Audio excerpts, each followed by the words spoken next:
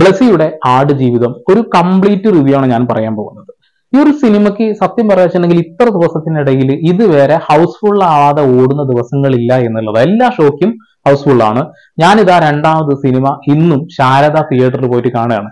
അപ്പൊ ഈ സിനിമയെ കുറിച്ച് ഒരു ഡീറ്റെയിലിംഗ് മനസ്സിലാക്കാൻ വേണ്ടി തന്നെയാണ്. ആദ്യം കണ്ടപ്പോൾ ഒരുപാട് സങ്കടപ്പെട്ട് കരഞ്ഞു അങ്ങനെയുള്ള സീനുകൾ ഉണ്ടായിരുന്നു. പക്ഷെ അതൊക്കെ ഒന്ന് ഡീറ്റെയിൽ ആയിട്ട് മനസ്സിലാക്കാൻ ആ പൃഥ്വിരാജ് എന്ന നടന്റെ അല്ലെങ്കിൽ ആ ഒരു സിനിമോട്ടോഗ്രാഫി അല്ലെങ്കിൽ ആ ഒരു സംവിധായകന്റെ കഴിവ് എത്രത്തോളം മികച്ചതാണ് എന്ന് മനസ്സിലാക്കാൻ ഞാൻ ഒന്നും കൂടി കാണുകയാണ്. ഡീറ്റെയിലിംഗിലേക്ക് പോകാനാണ്.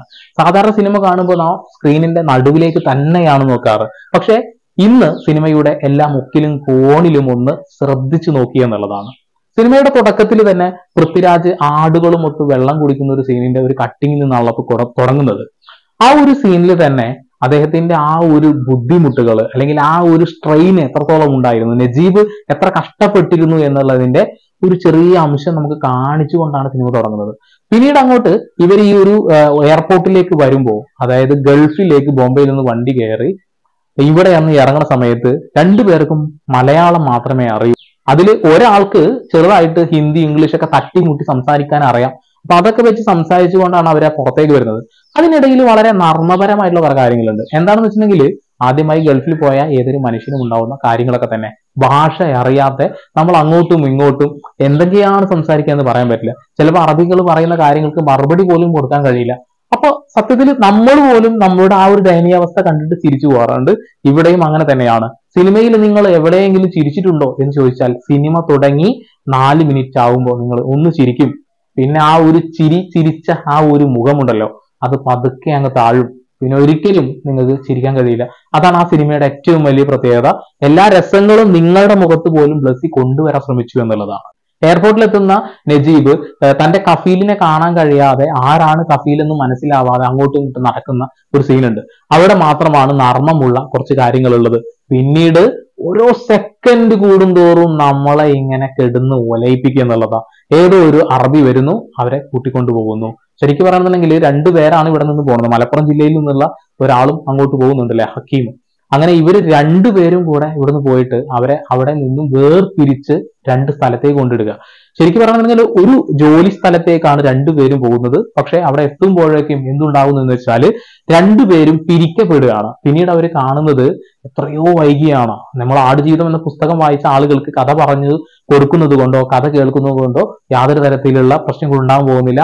ആടുജീവിതം എന്ന സിനിമയുടെ മുഴുവൻ കഥ പറഞ്ഞാലും ഇവിടെ ഒന്നും സംഭവിക്കാനും പോകുന്നില്ല. കാരണം ആടുജീവിതം എന്ന സിനിമ അത് സിനിമയാണ്. കണ്ടാൽ നിങ്ങൾക്ക് മനസ്സിലാവും എത്രത്തോളം നജീബ് അതിലുണ്ടായിരുന്നു എന്നുള്ളത്. ഒരിക്കലും പൃഥ്വിരാജ് എന്ന കഥാപാത്രത്തെ നമുക്ക് കാണാൻ കഴിയില്ല.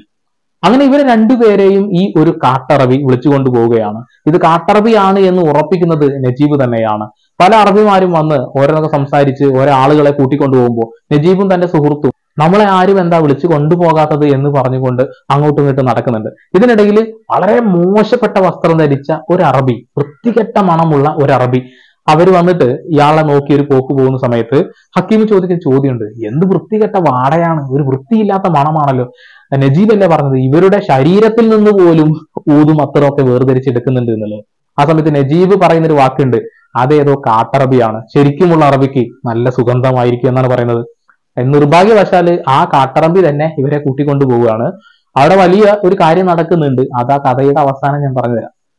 അങ്ങനെ ഇവരെ 2 പേരെയും വിളിച്ചുകൊണ്ട് ഈ ഒരു കാട്ടറബി പോകുന്നു.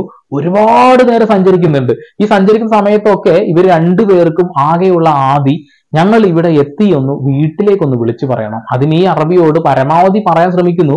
2 പേർക്കും ഭാഷ അറിയുന്നില്ല. അറബി എന്തൊക്കെയോ വിളിച്ചു കൂവി കയ്യിലുള്ള മാറുകൊണ്ടൊക്കെ അടിക്കുന്നുണ്ട് ഇടയ്ക്കൊക്കെ. അങ്ങനെ നജീബൊക്കെ ആകെ സങ്കടത്തിലാണ്. അങ്ങനെ കുറെ ദൂരം സഞ്ചരിച്ച് ഏകദേശം ഒരു മരുഭൂമിയുടെ പകുതി എത്തുമ്പോൾ ഹക്കീമിനെ വണ്ടിയിൽ നിന്ന് ഇറക്കി ഒരു സ്ഥലത്ത് കൊണ്ടുപോയിടുന്നു. നജീബ് ആ സമയത്ത് കിടന്ന് കരയുന്ന ഒരു സീനുണ്ട്. സത്യം പറയച്ച ഒരുപാട് ആളുകൾ അനുഭവിച്ച ഒരു കാര്യമായിട്ട് എനിക്ക് തോന്നി. എനിക്ക് അനുഭവം ഉണ്ടായിട്ടുണ്ട്, അതുകൊണ്ട് പറയാം. ഓക്കെ, അപ്പോ അവിടെ നിന്ന് സങ്കടത്തോടു കൂടി നജീബിന്റെ കയ്യിൽ നിന്നും ഹക്കീമിനെ വേർതിരിച്ച് ഒരു സ്ഥലത്ത് ഇടുക. പിന്നെ നജീബ് ഹക്കീമിനെ കാണുന്നില്ല എന്നുള്ളതാണ് ഇതിലെ ഏറ്റവും സങ്കടകരമായിട്ടുള്ള കാര്യം. പിന്നീട് വാഹനം യാത്ര തുടർന്നുകൊണ്ടേയിരിക്കുക. അങ്ങനെ ഒരുപാട് യാത്ര ചെയ്ത് ഏതോ ഒരു മരുഭൂമി, അതായത് ഒരു സാൻഡ് ഫോറസ്റ്റിൽ വന്ന് നിർത്തുന്നുണ്ട്. അങ്ങനെ വണ്ടി നിർത്തി ആളോട് ഇറങ്ങാൻ പറയുമ്പോഴാണ് നജീബിന് കാര്യം മനസ്സിലാവുന്നത്, താൻ കബളിപ്പിക്കപ്പെട്ടിട്ടുണ്ട്. കാരണം ഞങ്ങൾ ഒരു കൺസ്ട്രക്ഷൻ കമ്പനിയിലേക്കാണ് ജോലി തേടി വന്നിട്ടുള്ളത്. പക്ഷെ ഞങ്ങളെ കൊണ്ടിട്ടിട്ടുള്ളത് എവിടെയാണ്?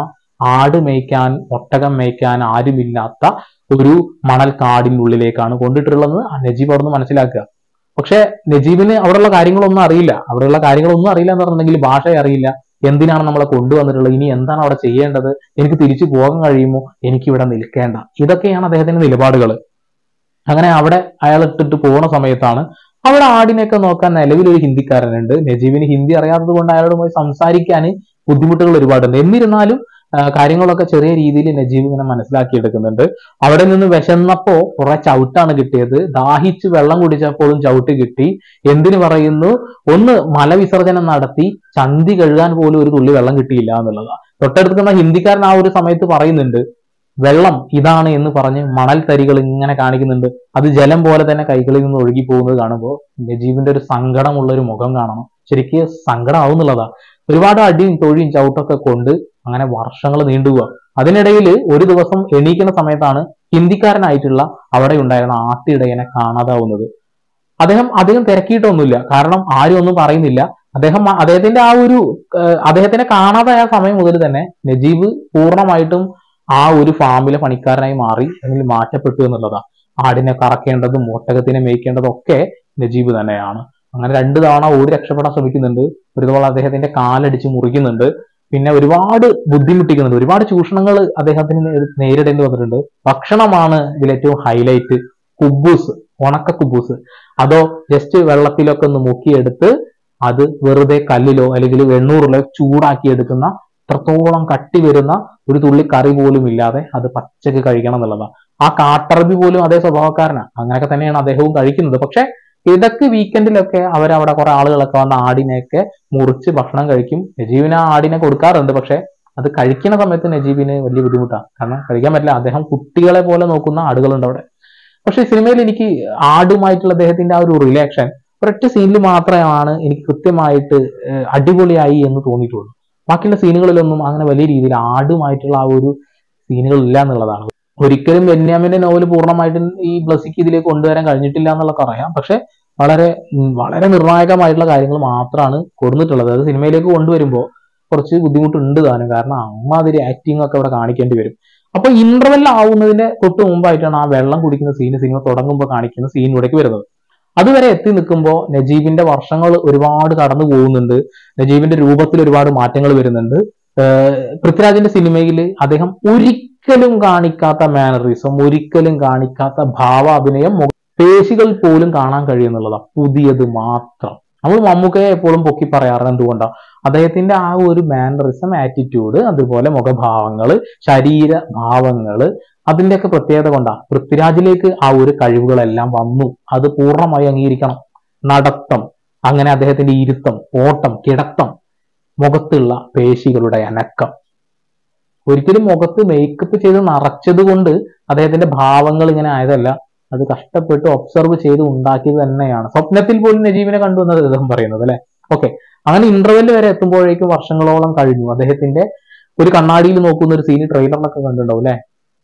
അദ്ദേഹം മനസ്സിലാക്കുന്ന ഒരു സീനുണ്ട്. എത്രയോ വർഷം കഴിഞ്ഞു, ഈ താടി അദ്ദേഹത്തിന് വലിയ ബുദ്ധിമുട്ടായിട്ട് അദ്ദേഹം മുറിച്ച് കളയാൻ ശ്രമിക്കുന്ന, പക്ഷെ മുറിച്ച് കളയാൻ കഴിയുന്നില്ല.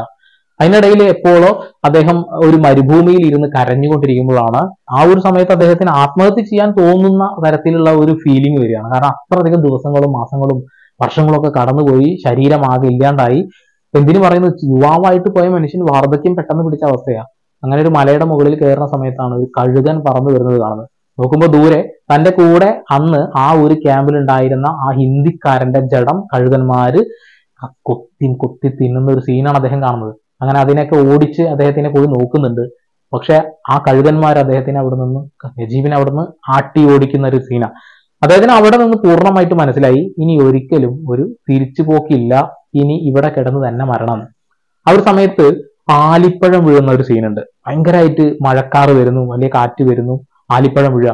അങ്ങനെ തന്റെ ആടുകളൊക്കെ ആയിട്ട് ഒരു ഗുഹയുടെ ഉള്ളിലേക്ക് അദ്ദേഹം ഓടി കയറുന്നുണ്ട്. ഈ സമയത്ത് ആ ഗുഹയ്ക്ക് ഉള്ളിൽ ഒരു ചെറിയ ഒരു ഹോൾ അദ്ദേഹം കാണുന്നു. അങ്ങനെ അതിലൂടെ നടന്ന് പോകുമ്പോൾ ഈ ഒരു ഗുഹയുടെ, ഈ മലയുടെ തൊട്ട അപ്പുറത്തെ ഒരു ഭാഗത്തേക്കാണ് വന്നിരിക്കുന്നത്. അത് ദൂരെ ഒരാൾ നിൽക്കുന്നത് അദ്ദേഹം കാണുക. പെട്ടെന്ന് കുറെ കാലങ്ങളായി സംസാരിച്ചിട്ട്, അതുകൊണ്ട് തന്നെ ആടിനോട് സംസാരിക്കുന്ന പോലെ എന്നൊക്കെ സൗണ്ട് ഉണ്ടാക്കി അത് സംസാരിക്കാൻ ശ്രമിക്കുക. പെട്ടെന്ന് ശബ്ദം ഇടറിക്കൊണ്ടാണെങ്കിൽ ആരാ എന്ന് ചോദിക്കുന്ന ഒരു സീനുണ്ട്. കരഞ്ഞു പോകും നമ്മള്. ശരിക്കും അറിഞ്ഞു. കാരണം അദ്ദേഹത്തിന്റെ ശബ്ദം പോലും പോയി, സംസാരിക്കുന്നില്ല കുറെ കാലമായിട്ട്. അങ്ങനെ ദൂരെ നോക്കുമ്പോൾ തന്റെ കൂടെ അന്ന് വന്ന മലപ്പുറംകാരൻ ഹക്കീമാണത്. ഹക്കീം ഓടി വന്ന് കെട്ടിപ്പിടിക്കുക, രണ്ടുപേരും അങ്ങോട്ടും ഇങ്ങോട്ടും കെട്ടിപ്പിടിക്കുന്നുണ്ട്. ആകെ മാറി, ശബ്ദം മാത്രമേ മാറാത്തതുള്ളൂ എന്ന് പറഞ്ഞ് നജീബ് അദ്ദേഹത്തിനെ കെട്ടിപ്പിടിക്കുന്ന സീനുണ്ട്. അവിടെ നിന്നും നമുക്ക് എങ്ങനെയെങ്കിലും രക്ഷപ്പെടണം എന്ന് അവിടെ ഹക്കീം പറഞ്ഞുകൊണ്ടിരിക്കുമ്പോൾ നജീബിന് യാതൊരു എന്താ പറയാ വിശ്വസിക്കാൻ കഴിയുന്നില്ല, രക്ഷപ്പെടാൻ കഴിയുന്ന ഉറപ്പില്ല. കാരണം 3 തവണ അദ്ദേഹം തൊണ്ട ഇടറിക്കൊണ്ട് പറയുന്നുണ്ട് 3 തവണ ഓടിയിട്ട് എത്താത്തതാ, നടക്കുമെന്ന്.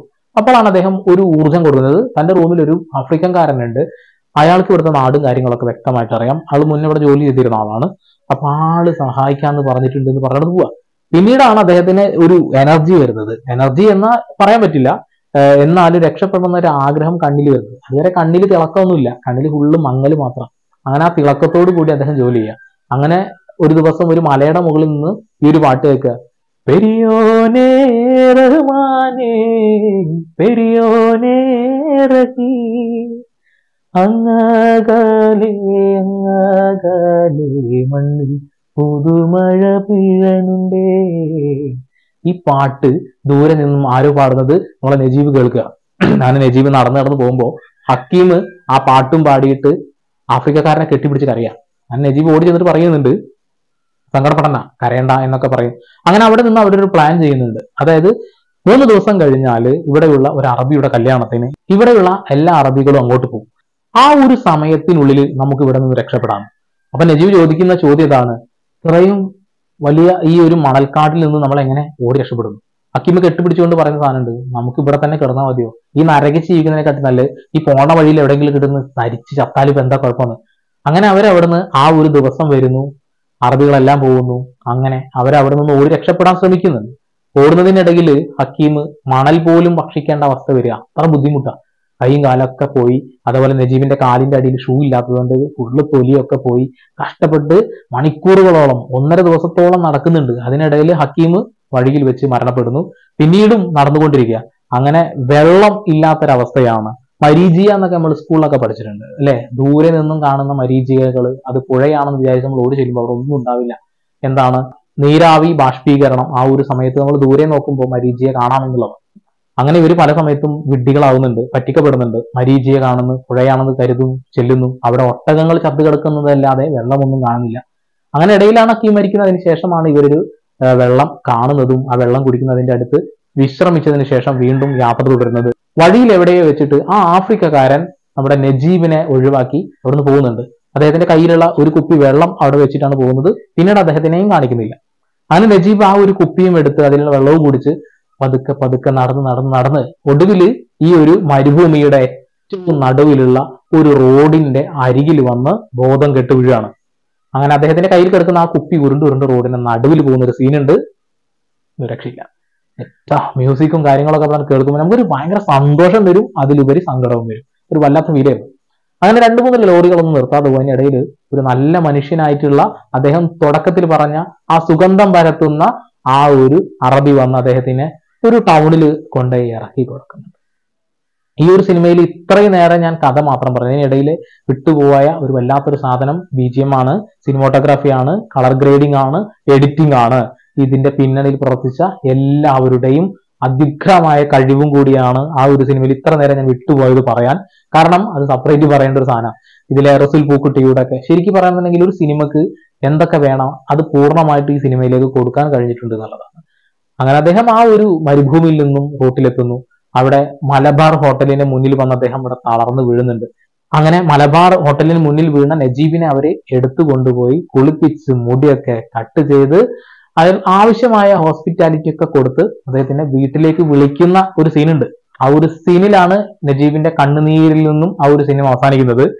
ശരിക്കും പറയാണെന്നുണ്ടെങ്കിൽ നജീബ് എന്ന് പറയുന്ന ആ ഒരു മനുഷ്യന്റെ മാത്രം കഥയല്ല അത്. ലക്ഷക്കണക്കിന് പ്രവാസികൾ അനുഭവിച്ച ഒരു ദുരിതം കൂടിയുണ്ട്.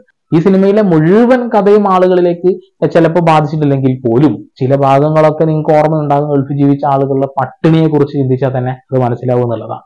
ചെരുപ്പ് പോലും വാങ്ങാൻ, ഭക്ഷണം പോലും കഴിക്കാൻ പണമില്ലാത്ത ആളുകൾ പോലും ഉണ്ടായിരുന്നു എന്നുള്ളതാണ്. ആ അനുഭവത്തിലൂടെ ഒക്കെ ഞാനും കടന്നു പോയിട്ടുണ്ട്. ഓക്കെ, അപ്പോൾ സിനിമ എല്ലാം കൊണ്ടും 100% ക്ലാസിക് ആവുന്നത് എന്തുകൊണ്ടാണ്? ഈ സിനിമയുടെ മേക്കിങ്ങിന്റെ മികവ് കൊണ്ട് തന്നെയാണ്.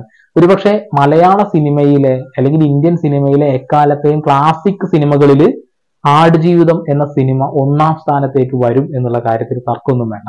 ഒരുപാട് ലെജൻസ് അഭിനയിച്ച് കൂട്ടിയ ഒരുപാട് സിനിമകൾ ഉണ്ടായിരിക്കാം. പക്ഷെ അതിന്റെയൊക്കെ ഏറ്റവും മുകളിൽ, ഗ്രാഫിൽ ഏറ്റവും മുകളിൽ ആടുജീവിതം എന്ന പേര് അത് വന്നിട്ടുണ്ട് എന്നുള്ള കാര്യത്തിൽ തർക്കമൊന്നും വേണ്ട. അതിന്റെ ഉദാഹരണം ഈ ഒരു സിനിമ ഇപ്പോഴും കാണാൻ ആളുകളുണ്ട് എന്നുള്ളതാണ്. 10 ദിവസത്തിനുള്ളിൽ തന്നെ 100 കോടി. ഒരിക്കലും കോടികൾ സമ്പാദിക്കുന്നതല്ല ഒരു സിനിമയുടെ വിജയം എന്ന് തന്നെയാണ് വിചാരിക്കുന്നത്. ആളുകളുടെ ഹൃദയം കീഴടക്കാൻ ഒരു സിനിമക്ക് കഴിയുന്നെങ്കിൽ അത് തന്നെയാണ് ആ സിനിമയുടെ ഏറ്റവും വലിയ വിജയം. ഓസ്കാറിലേക്ക് എത്തിയാൽ ഓസ്കാറും കൊണ്ട് ഈ സിനിമ വരുള്ളൂ എന്ന കാര്യത്തിൽ തർക്കമൊന്നും വേണ്ട. സിനിമ ഞാൻ പറഞ്ഞല്ലോ, റസൂൽ പൂക്കുട്ടി നിങ്ങൾ എവിടെയെങ്കിലും മിസ് ചെയ്തിട്ടുണ്ടോ? മിസ് ചെയ്യാൻ കഴിയില്ല. കാരണം ബാക്ക്ഗ്രൗണ്ട് സ്കോർ ഒക്കെ ഒന്ന് നോക്കിയാൽ മതി. കാരണം ഓരോ മൈന്യൂട്ട് ശബ്ദങ്ങൾ പോലും കൃത്യമായിട്ട് പകർത്തിയിട്ടുണ്ട്. ട്രെയിൻ കയറ്റി വിടുന്ന സീനിലെ മഴയും അതുപോലെ തന്നെ ആ ട്രെയിനിന്റെ ശബ്ദവും ആ ഇടയിലുള്ള ആളുകളുടെ ഓളവും ശബ്ദവും ഒക്കെ കേൾക്കുമ്പോൾ സത്യം പറഞ്ഞിട്ടുണ്ടെങ്കിൽ അവിടെ ഒരു വല്ലാത്ത ശബ്ദവിസ്മയം തന്നെയുണ്ട്. ദൃശ്യവിസ്മയം വേറെയുണ്ട്. കളർ ഗ്രേഡിങ്, ക്യാമറ മൂവ്മെന്റ്സ്, ഒരു രക്ഷയില്ലാത്ത ഒരു വർക്ക് തന്നെയാണ് ആടുജീവിതം. ആടുജീവിതം എന്ന സിനിമയുടെ പിന്നണിയിൽ പ്രവർത്തിച്ച എല്ലാവർക്കും സല്യൂട്ട് കൊടുക്കുക തന്നെ വേണം. കാരണം അത് അത്രത്തോളം മികവുള്ളാക്കാൻ കഴിഞ്ഞത് ഇവരുടെ കഴിവുകൾ കൊണ്ട് തന്നെയാണ്. ഈ ഒരു സിനിമ തിരക്കഥയും സംഭാഷണവും സംവിധാനവും ബ്ലസിയാണ്. ഒരു സ്ഥലത്ത് പോലും മുഴച്ചു നിൽക്കുന്ന തരത്തിലുള്ള ഒരു ഡയലോഗ് പോലും എഴുതി കൂട്ടിയിട്ടില്ല എന്നുള്ളതാണ്. കൃത്യമായിട്ടാണ് ആ ഒരു കാര്യം അദ്ദേഹം ശ്രദ്ധിച്ചിട്ടുള്ളത്. തിരക്കഥ 100ൽ 100 മാർക്ക് കൊടുക്കണം. ഒരു തരത്തിലുള്ള ലാഗിങ്ങുകളോ ഒരു തരത്തിലുള്ള വലിച്ചു നീട്ടലുകളോ അനാവശ്യമായ ഒരു കട്ടിങ് പോലും, ഒരു ഷോട്ട് പോലും ഈ ഒരു സിനിമയിലില്ല. ഗ്രേഡിങ് എനിക്ക് ഭയങ്കര സംഭവമായിട്ട് തോന്നി. കാരണം ഒരു ഹോളിവുഡ് സർവൈവൽ മൂവിയിലൊക്കെ കാണുന്നത് പോലെ പല ഹോളിവുഡ് സിനിമയുടെയും കളർ ടോണുകൾ ഇങ്ങനെയൊക്കെ തന്നെയാണ്. അപ്പക്കാലിപ്റ്റയുടെ ഒക്കെ ഒരു ചെറിയ ഷെയ്ഡൊക്കെ സിനിമയിലുണ്ട്. അതേപോലെ ദി ബുക്ക് ഓഫ് എലി എന്ന സിനിമയുടെ ഗ്രേഡൊക്കെയാണ് ഈ സിനിമയിൽ വന്നിട്ടുള്ളത്. ദി ബുക്ക് ഓഫ് എലി എന്ന സിനിമയിലെ ഒരു നായകനുണ്ട്. ആ നായകന്റെ ഏകദേശം ഒരു രൂപസാദൃശ്യമല്ല ഇതിലെ ഇവരെ രക്ഷിക്കാൻ വരുന്ന ആ ഒരു ആഫ്രിക്കക്കാരനുണ്ട് എന്നുള്ളതാണ്. എന്തായാലും ഇതിന്റെ ഈ സിനിമയുടെ ഒരു കാഴ്ചപ്പാട് 10ൽ 10%, 100ൽ 100% മാർക്ക് കൊടുക്കാൻ ഞാൻ ആഗ്രഹിക്കുകയാണ്. ഇത് ആടുജീവിതം എന്ന സിനിമ ഒരുപക്ഷെ ഇന്ത്യയുടെ മുഖമുദ്രയായി കാണാൻ പോകുന്ന സിനിമയാവും എന്നുള്ള കാര്യത്തിൽ തർക്കമൊന്നും വേണ്ട. അപ്പൊ എന്റെ ഒരു വിലയിരുത്തലാണ്. എനിക്ക് ഇഷ്ടപ്പെട്ടിട്ടുണ്ടെങ്കിൽ ചാനൽ സബ് അടിക്കുക, കൂടുതൽ ആളുകളിലേക്ക് എത്തിക്കുക.